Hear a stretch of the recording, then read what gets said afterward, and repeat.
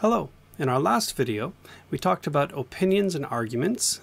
We talked about the importance of arguing and disagreeing, and we talked about making claims and also counterclaims. In this video, we're going to talk a little more about what making claims is, what a good claim is, and the types of claims. And after that, we might look at a few arguments or some examples of claims and how to make them into arguments. So if you're in my class, welcome. Thank you for watching. If you're not in my class, however you found this video, I'm glad you're here and I hope it's exactly what you need. Making claims.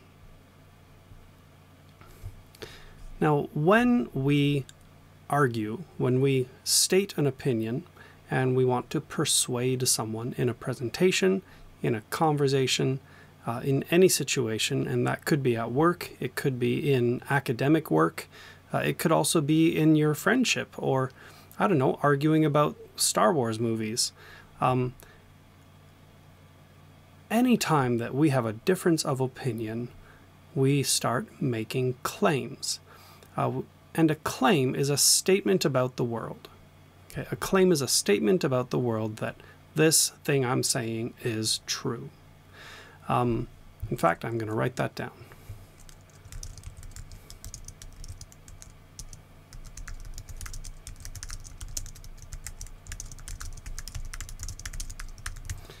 Okay, that something is true or something is not true. Now, we also talked in the last video about making a counterclaim.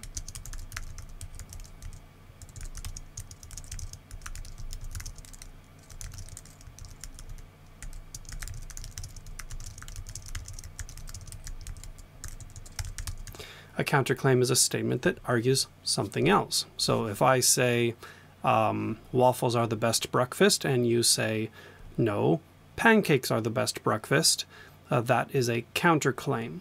A very, very simple one. Okay, so there are a few things that we should have in a good claim. And one of them is when we look at a statement like waffles are the best breakfast. A claim, first of all, a claim should be arguable.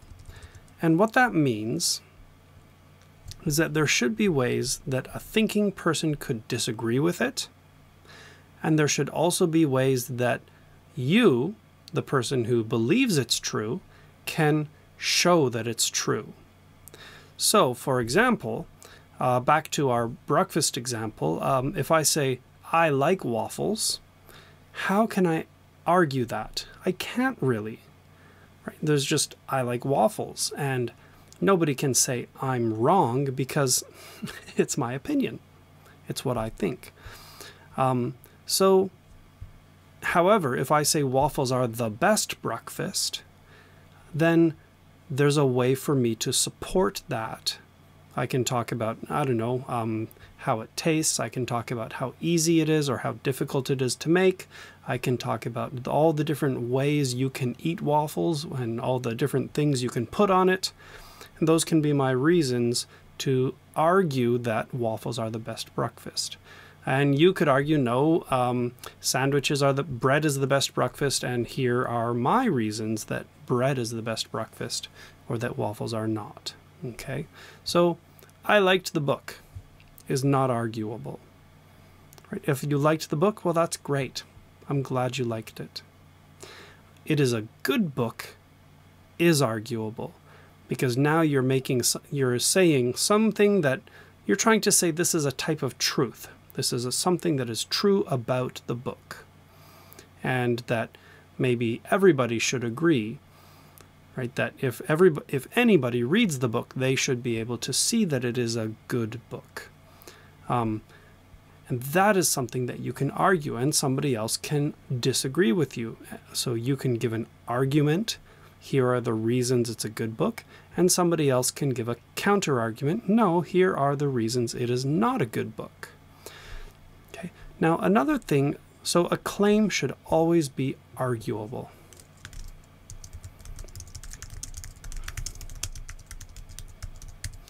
And that's very important. If you can't argue it, then there's no direction for the conversation to go. There's no way to persuade someone.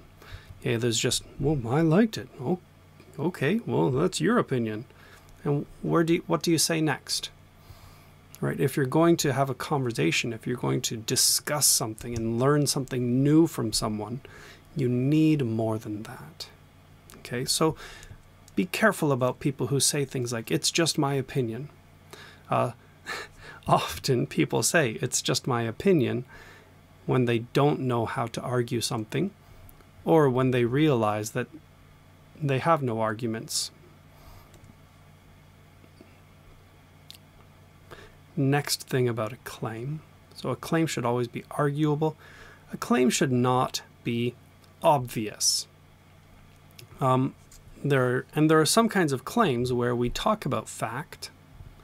However, there are some kinds of facts that are just obvious. That we said earlier that claims should be arguable. Well, there are some kinds of statements where nobody would disagree with them. So, for example, exercise is healthy. It's impossible to disagree with that. That's such an obvious statement that nobody can disagree. Nobody can say, no, exercise isn't healthy. Okay. This is an obvious statement. So because it's obvious, because you can't really disagree with it, it is obvious rather than arguable. Okay. A claim should not be an opinion, right? And we got into this a little bit with the books example. Okay, if we say, right, I like the book, there's no way to argue about that. There's no way to disagree. But if we say that the book is good, okay, well, that is not an opinion. That is trying to make a statement of truth. All right, so a statement like swimming is more fun than running is not arguable. It is an opinion. Where if we say something like swimming is a faster way to lose weight than running,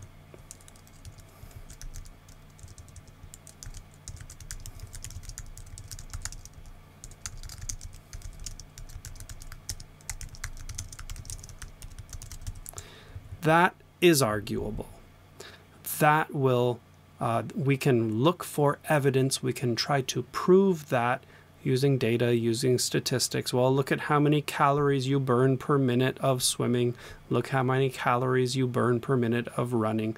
Look at the muscle groups that you exercise when you swim. Now look at the muscle groups you exercise when you run. Right? There are ways to support that with facts and evidence. Okay. Next thing about a good claim is a claim should be specific. And this is something I always need to work on with my students, is the more specific your topic is, the easier it will be to write. When you choose a really broad claim, you might have to look at so much evidence to prove it. And if you have to look at so much evidence, well, maybe you don't have time to look at all that evidence during test season, during the 3 weeks you have before the essay is due or the presentation. And maybe you need to read so many different books because a general claim might have been very well studied by many researchers. If you make your topic more specific, make it narrower, it's a lot easier to find support. Well, it's not easier to find support, but it's easier to look at all the different types of information available and say, this is relevant to my topic, this is not. If you have a very general topic, everything is relevant.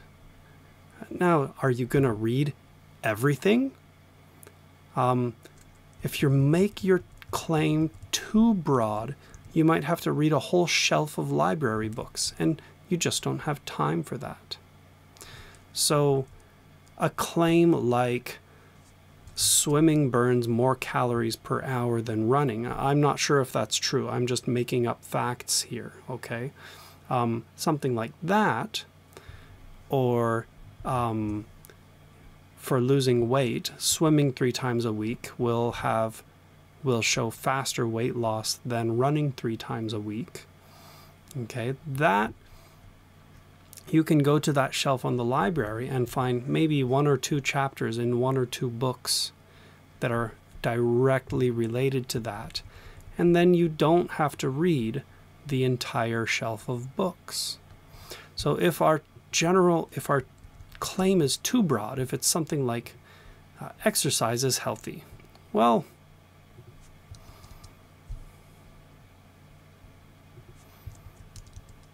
okay, that's true, but there are so many directions you can go with that claim. You might have to talk about so many different types of exercises. You might have to talk about, sports, athletics, individual sports, team sports, running, weightlifting, swimming.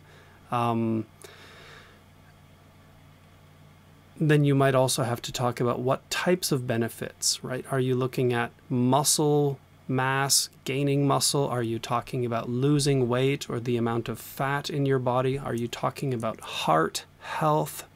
Are you talking about lung capacity, how much air you can hold in your lungs? There are so many different ways of measuring health. And there are so many different kinds of exercise that you have 1,000 different directions to go if your claim is something as broad as exercise is healthy. So make it more specific. Always make it more specific. Okay? So a claim should be arguable. It should not be obvious. It should not be an opinion, and it should be specific. Now, there are 3 main types of claims: claims of fact, claims of value, and claims of policy. When somebody makes a claim, it is probably one of these 3 types. And it's helpful to identify which kind of claim it is, because that also helps you to know how to understand it and how to answer it, especially when you are in a debate or disagreeing with someone. Okay, so here are those 3. Okay, number 1, claims of fact. Number 2, claims of value. And number 3, claims of policy. A claim of fact is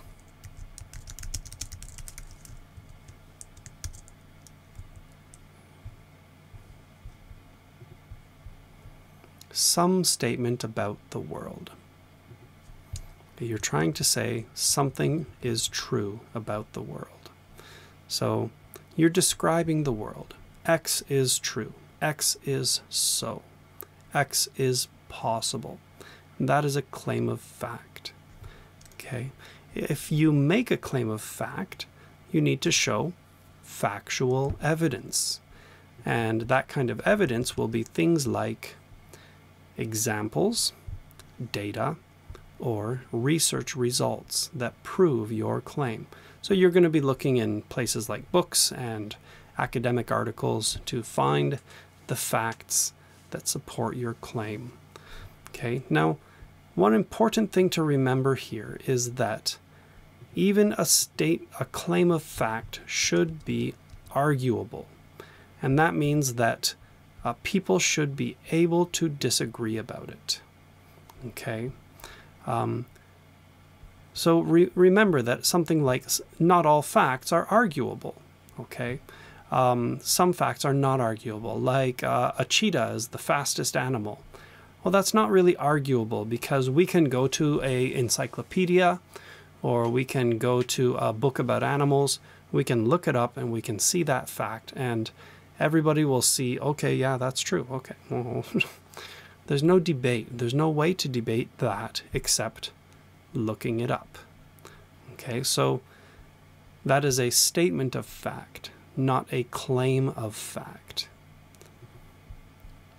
Now, so something like Cairo is the capital of Egypt, or normal human body temperature is 37 degrees. Okay, these are just simple facts. They are not claims.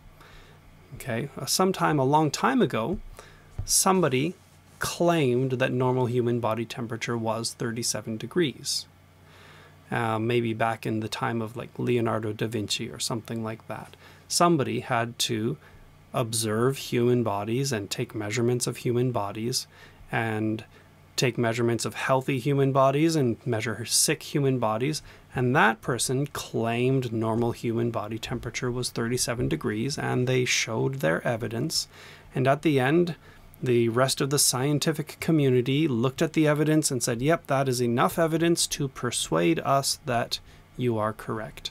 37 degrees is a healthy human body temperature, and 38 is not. Okay? But now that's not argued anymore. Nobody argues that anymore. Nobody disagrees anymore about that. So it's not arguable anymore. It is generally agreed upon. It's common knowledge. Okay, so some claims of fact are things like maybe something like, it is possible for an entertainer to take a break for military service in Korea and remain relevant when they come back. Let's change that to a Korean entertainer.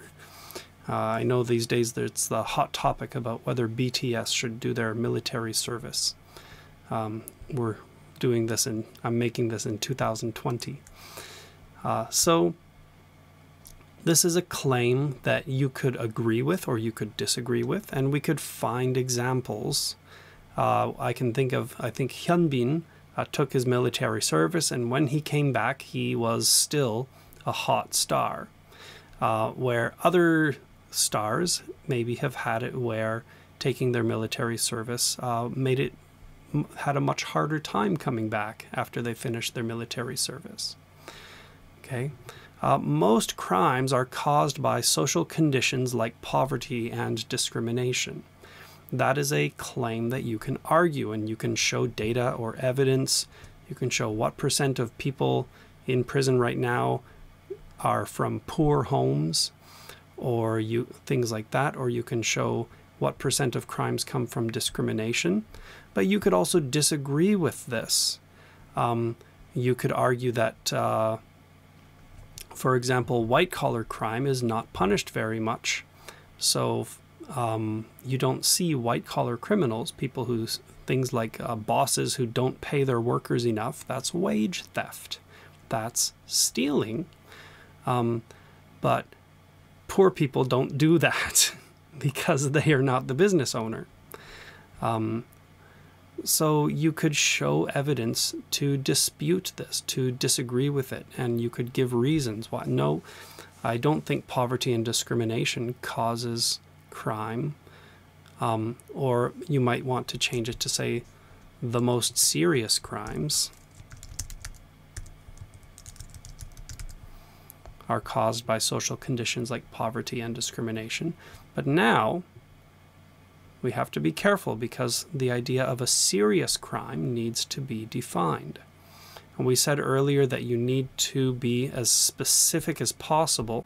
Okay, is breaking into a store and stealing something from it a more serious kind of crime than telling a few lies so you don't have to pay as much tax? Right? What kind of crime are we counting as more serious? Okay.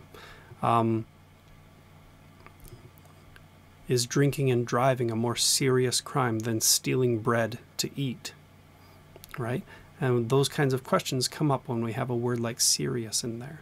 But this is, again, this is something that you could give evidence to show why you think it is from poverty and discrimination, and somebody else could show facts, data, crime statistics about what types of crime happen, who does different types of crime, and what the consequences are.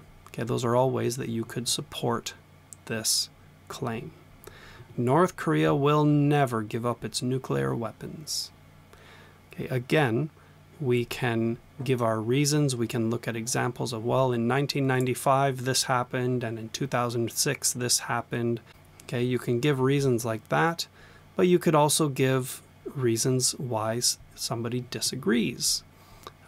Somebody else might say, well, look at, here are some other countries that have given up their nuclear weapons, and once we made a deal that sounded good enough to the country, then that country decided to give up its weapons to gain the benefits of that deal. Right? So there are ways to support this one, to argue for it, or to argue against it. Video game addiction is not a mental illness, but an individual choice. Again, these are statements of fact where you have to prove this. Show me the evidence. Show me the data. Show me the cases or the examples. Show me the research. What have academics studied and said about this? Okay. These claims could be supported by evidence, examples, or data. But it could also be possible to find evidence, examples, or data that seem to disprove them. And that's when you have a good claim, a good, very arguable claim that's going to be interesting to discuss. Because if a claim isn't arguable, it's not going to be interesting to discuss it. Nobody will want to take the other side if you clearly have all the facts on your side and there's no questioning what the facts are or what the facts mean. The second type of claim is a claim of value. So we have claims of fact and claims of value. Claims of value either connect ideas or things to different values, or they compare the value of different things. So the very simplest version of this is X is good or bad, or X is better than Y. Okay, waffles are good. Waffles are bad. Waffles are a better breakfast than pancakes. Okay, those are very simple, arguable claims of value.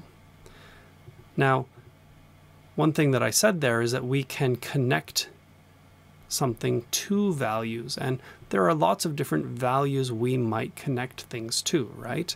So a value, is something right? Is it wrong? Right? Is this policy wrong? Is this plan good or bad? Is it fair? Is it helpful? Okay, does it make society better? But here, this word better, right? Again, let's be careful and be sure to define what we mean by better. Okay? Or is it good art? Claims of value are what we use when we discuss things like art. Art, music, film. People are always making claims of value when we say, oh, this movie is a good movie. You should see it. This movie is a bad movie. Okay? All of those are claims of value. Is it historically important? Right? Is this event important in history? Okay, when in 100 years will people look back at this event and remember it and study it and talk about it? Or is it the best use of tax money? Right, that's another claim of value. Okay, well, the government gets our tax money. How are they going to use it?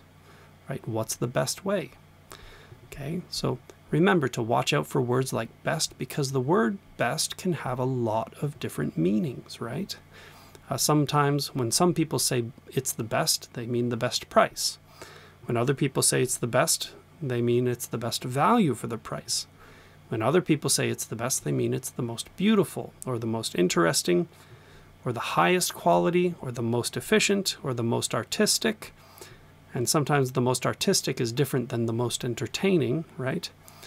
Some people use the word best to mean it brings the most justice. This policy brings the most justice. It takes care of inequality and makes inequality go away, right? Or fixes things that happened in the past that are wrong, or saves the most money, or maybe instead of saving money, saves the most people's lives,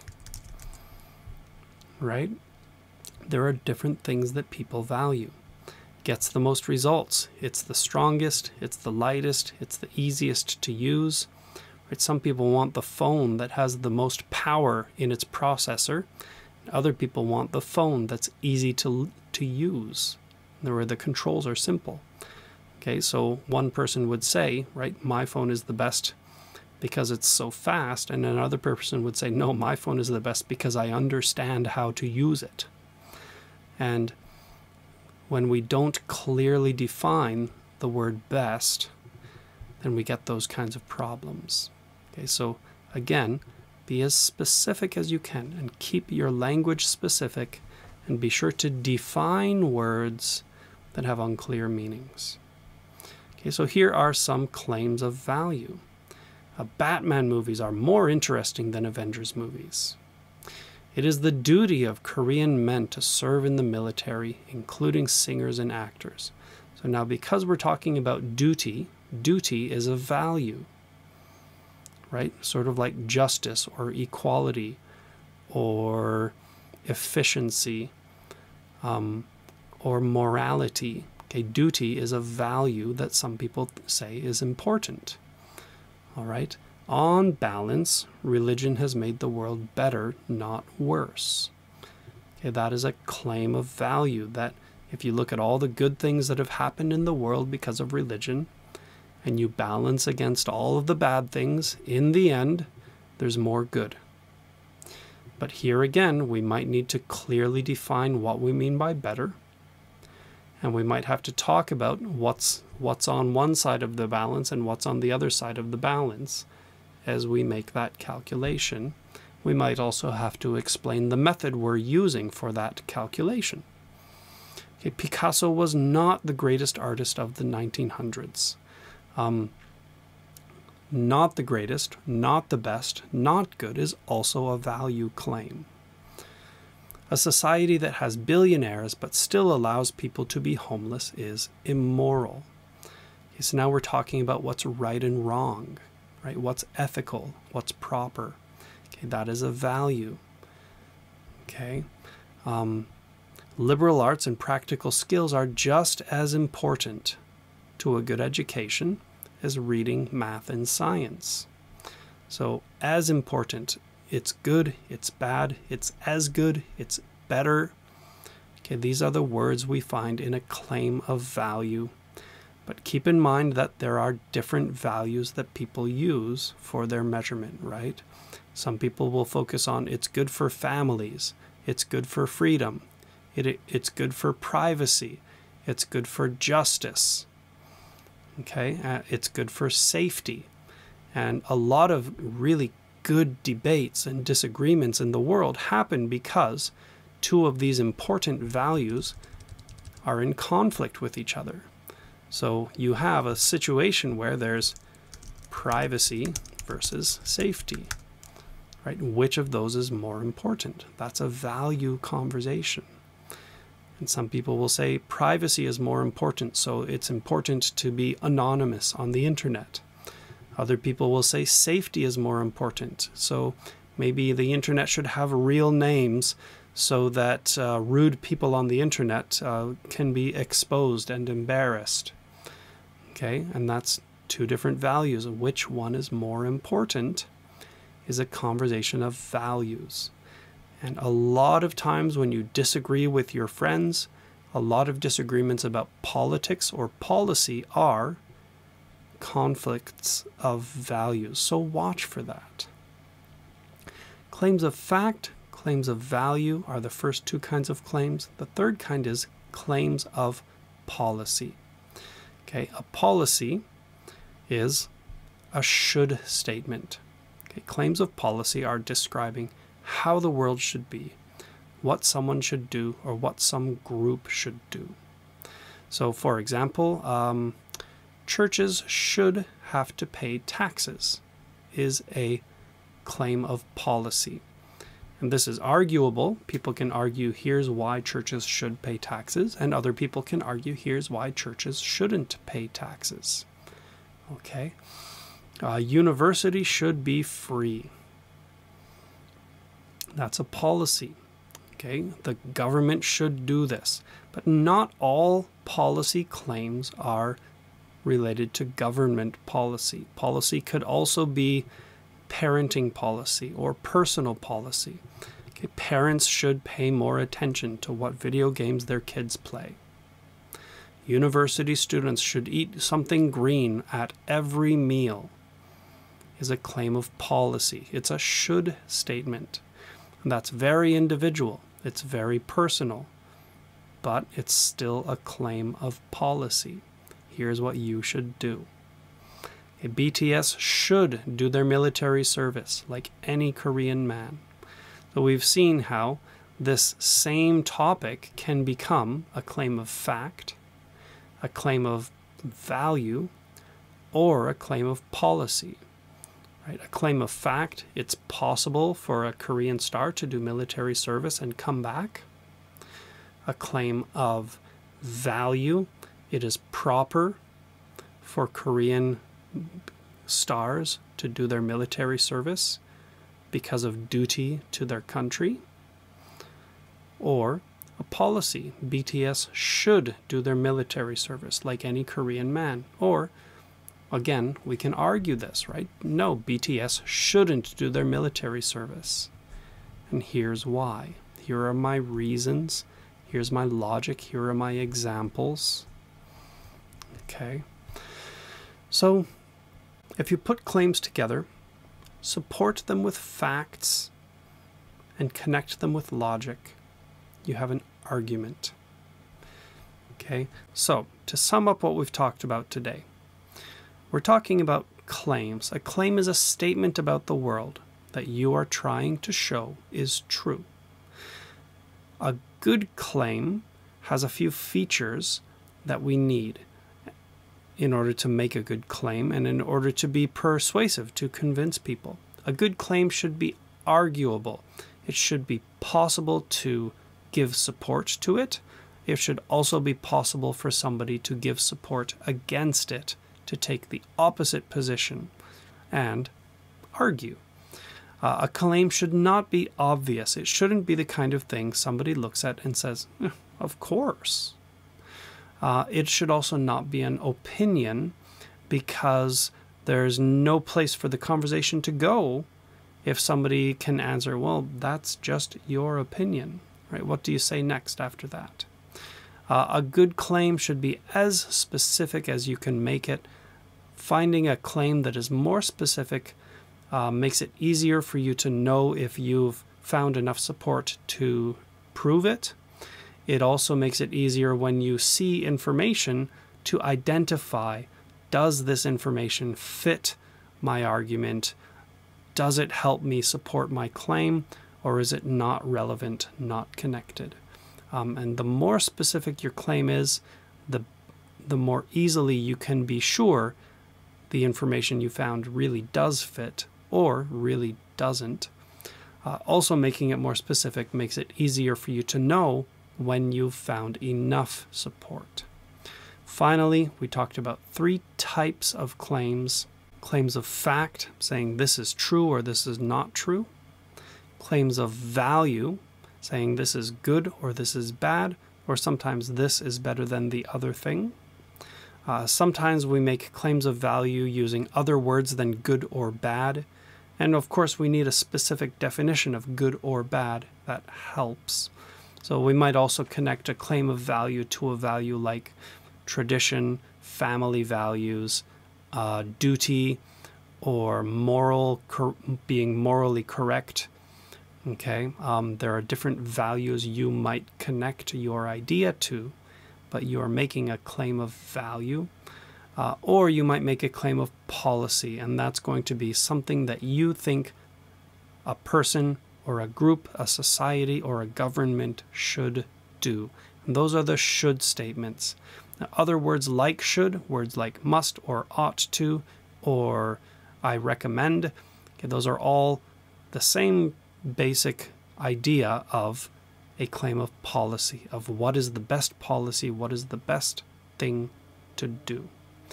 Thank you for listening to this lecture. I hope it's been helpful for you, and I'll see you in the next video.